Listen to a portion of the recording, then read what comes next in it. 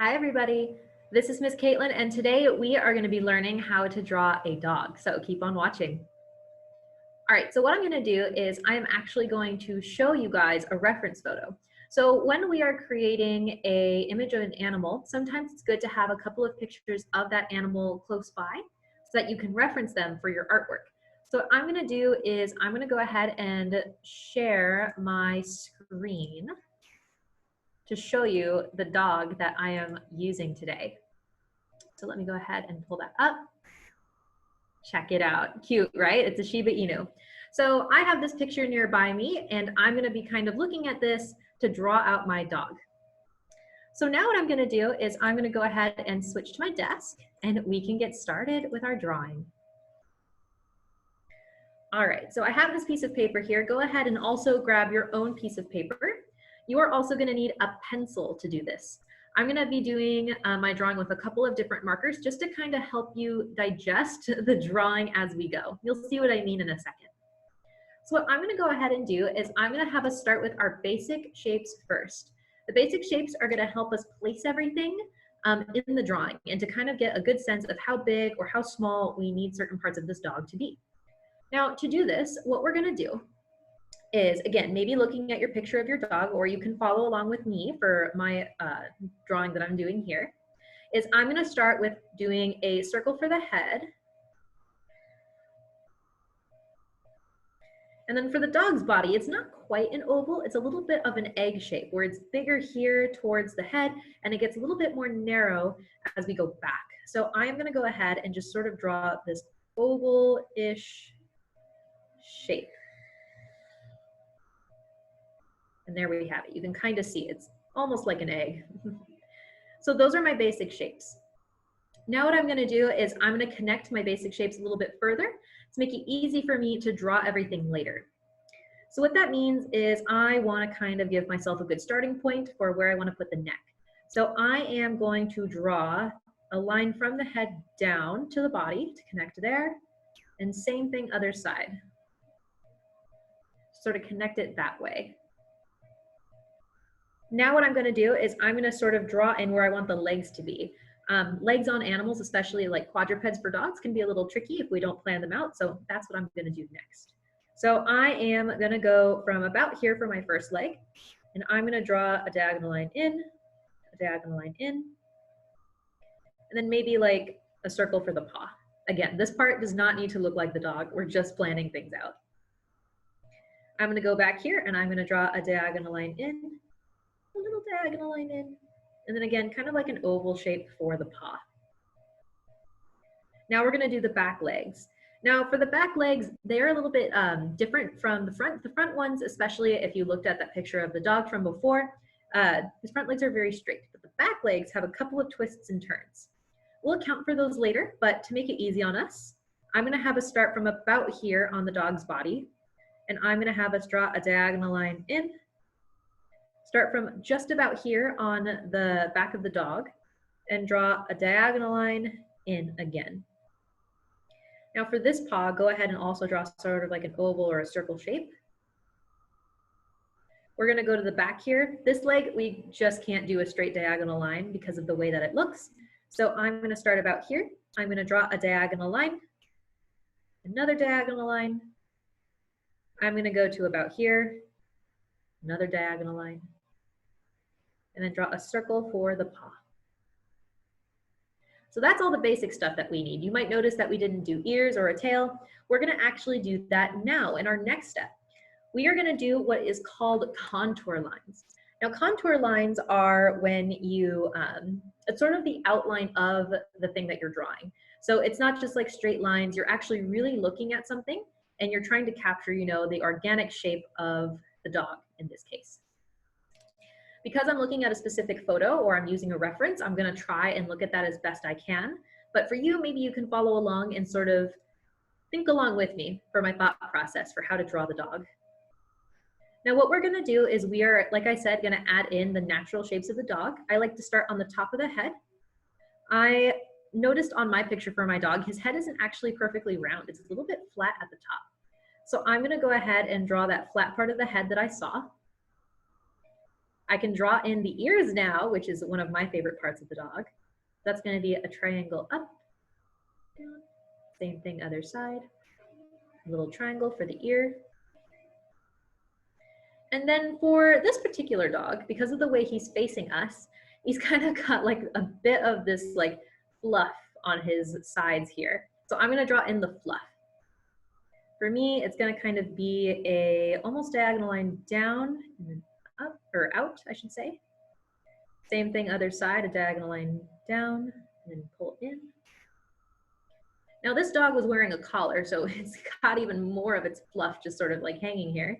So I'm going to account for that. I'm going to draw in sort of that part there, the part that's sort of covered or kind of protruding from the collar. I'll draw the collar later in the details. Now what I'm going to do is I am going to go ahead and draw the back part of the dog. Depending on the type of dog, this part might be more prominent or less so. But this dog has a lot of fluff and a lot of this like muscle here that's sort of bunched up.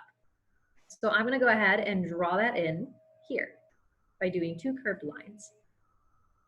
Now you can kind of see as I'm going, I'm using the basic shape, but I don't have to like directly go outline over it. They're just sort of helping me make sure that I stay where I want to with the dog. Now we're going to come back to this area because we'll do the tail in a minute, but let's take care of those legs. So I am going to first draw from the chest. I'm going to follow this line down that we did from the basic shape. And I am going to go ahead and add in the leg. Now at this point, I am looking at that reference photo and I'm kind of observing how the dog leg is standing there. So I notice that it sort of is this diagonal, kind of close to the basic shape. But then I notice it kind of comes out a little bit for like a little bit of this bone structure here. So that's like a curved line out almost, and then another diagonal line.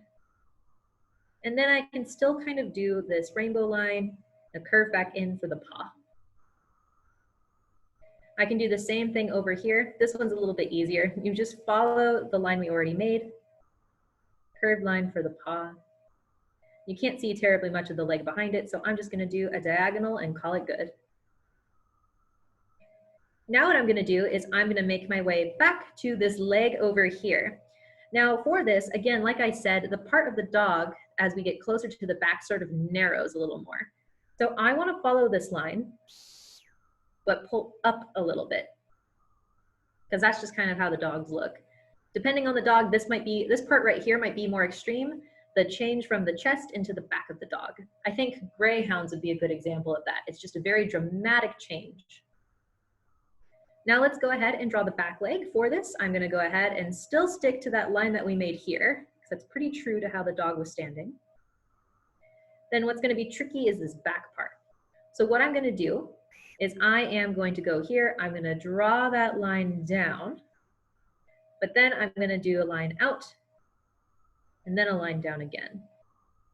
Afterwards, I can go ahead and draw the paw by doing that rainbow and a curve. And then we have the back leg again back here. So you'll notice, even though I did my line here to connect to the body, now the body has moved up some.